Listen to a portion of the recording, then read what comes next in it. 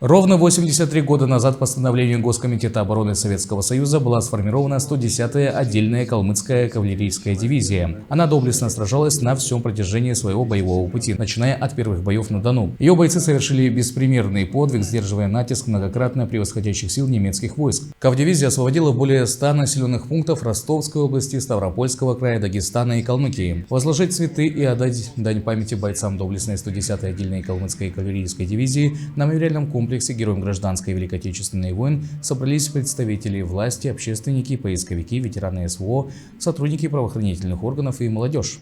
Такой славный, короткий путь нашей замечательной 110-й калмыцкой кавалерийской дивизии. Мы их всех помним, вечная память им. И здесь, находясь на самом святом месте Калмыкии, у мемориала Вечного огня, вспоминая бойцов 110-й, мы говорим, вспоминаем всех наших земляков, отдавших жизнь за будущее нашей Калмыкии, будущее нашей страны.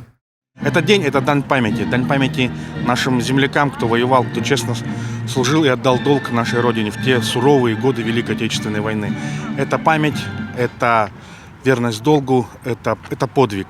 И об этом мы всегда должны говорить и всегда должны помнить.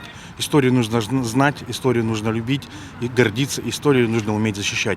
Араш Хюсеев в 1942 году уходил на фронт с Арпинского района, был личным связистом командира Кавполка и до 1944 года воевал в составе 110-й отдельной калмыцкой кавалерийской дивизии. Каждый год внук солдата Евгений приходит на мемориал, чтобы почтить память деда и всех тех, кто сражался с ним плечом к плечу, защищая родину. Горжусь, конечно, и своей мавкой горжусь, и вообще ветеранами, нашими предками.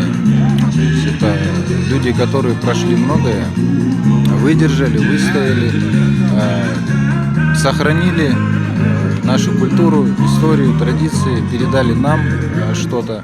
Вот. Дальше мы сейчас занимаемся этим, пытаемся это все, то, что забыто, возродить, то, что было, сохранить, ну и передать, конечно, подрастающему поколению.